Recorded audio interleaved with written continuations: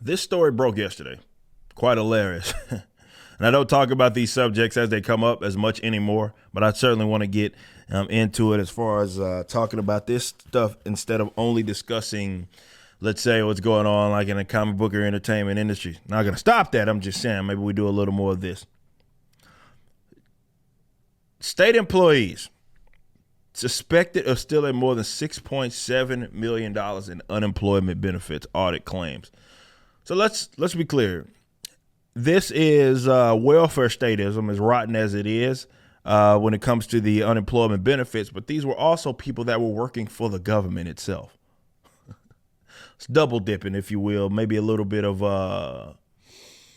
Ponzi scheming, depending on what way that you look at it. But let's read into it. Nearly 300 state employees are suspected of stealing tens of thousands of dollars in unemployment benefits during the pandemic.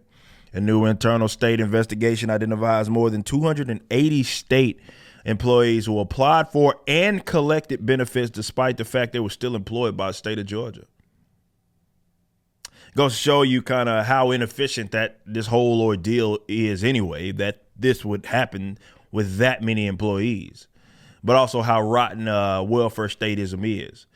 We saw between that these loans that they were giving out during this whole ordeal and how many folks got caught for fraud. I mean, you're talking millions upon millions of dollars. And that's what you incentivize when you just say, hey, guys, here's a bunch of money. Right. And it's always passed under the guise of, well, we're helping people. This is why I said when the whole ordeal happened, like the best thing that you can do to help people is allow them to go back to work.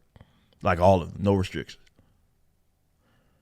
But you know, you had, including your beloved Donald Trump, signing off on $1 trillion package stimulus packages, which then rerouted funds to the state, individual states, and they were then people were able to sign. You had extended unemployment benefits that were again funded by way of the feds, though not exclusively. And people kept insisting that this must happen because they shut people down. They have to do something. I'm like, dude.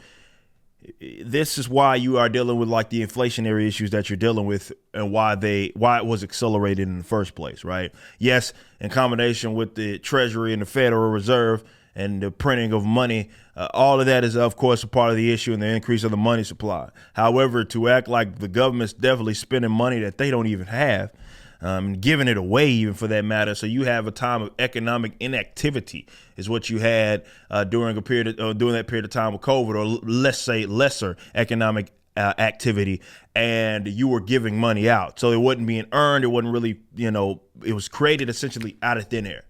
What were you thinking was going to happen? Anyway, Channel 2 consumer investigator Justin Gray first reported on the audit on Wednesday and was at the headquarters of the Georgia Department of Labor on Wednesday night. Georgia state inspector Scott McAfee warned Georgia Governor Brian Kemp in a bombshell letter that there are at least 250 state employees who have committed unemployment fraud who are still on taxpayer payroll and have not been disciplined. So again, double dipping. So they're taking the free money, right? That is, again, off the backs of the people that actually do something and work. And because they're state employees, they're still probably getting the paychecks that are in that regard. So it's essentially a double dipping, and none of it's earned because nothing that the state even provides earns, right? It's all by the way of, again, printed out thin air, or they're taxing its individual because the state is not a producer. There's nothing that the state gets that it doesn't first or gives out that it doesn't first acquire by way of criminal means, right? Acts of aggression, threats, and what have you, which is what taxation is. Those payments average, and this is the crazy thing, $23,700 per employee, and a total more than $6.7 million. And Justin Gray says, I've learned that an internal state investigation found hundreds of full-time employees illegally collected unemployment benefits during the pandemic. Again, it's incentivized, right? Definitely during this culture, we got the new scam culture type of thing where people are trying to get as much money as they possibly can by ways of theft and swindling people and all of that. This is what for whatever people do, and you incentivize it by not really punishing it to the degree that it should be. But this is quite hilarious because the criminals themselves are getting in on it. The state inspector or the inspector general also said in footnote that the Department of Labor and its leadership rebuffed efforts to cooperate with the investigation. If you willfully do that, we should prosecute to the fullest, especially if you are a state employee.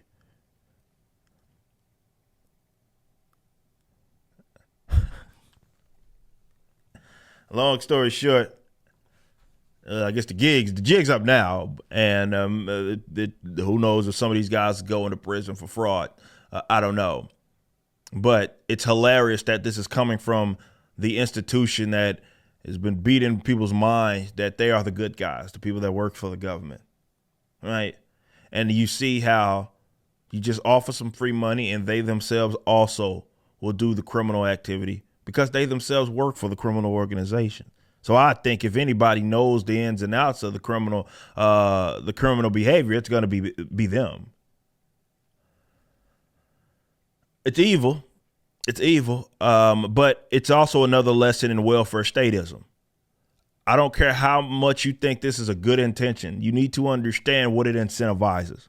And so you had people that were willing, able-bodied, and I know you people look at like welfare, just direct welfare, or even in the form of unemployment benefits. You look at that stuff as if it's a good thing because, well, it's a safety net and people go through stuff and all that. And then when you actually look at the data, it's obviously, and that's what it is. Greg Thomas Sowell will talk about that all the time and how it incentivizes failure, where it's like, so as long as you stick, is what welfare statism does. You stay below this line, they'll give you this money and yada, yada, yada. But the minute you go over, whether it be getting a job that's well paying, they will take all of that away from you. So if anything, they're incentivizing from a human action standpoint, failure.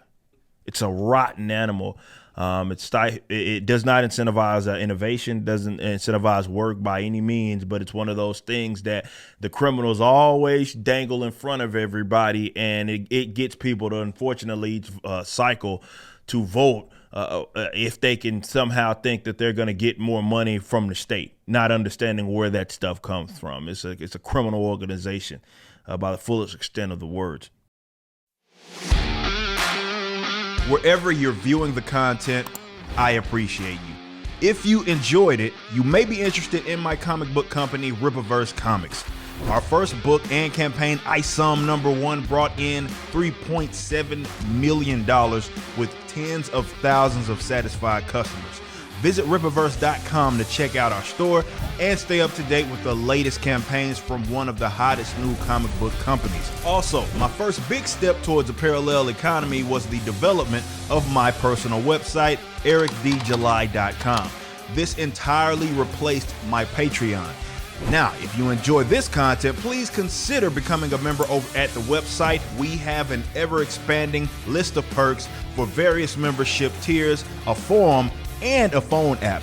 Some of these perks will even benefit you if you're fans of the Rippaverse. Anyway, I appreciate you so much for being a supporter and or customer. I even got a little love for my haters.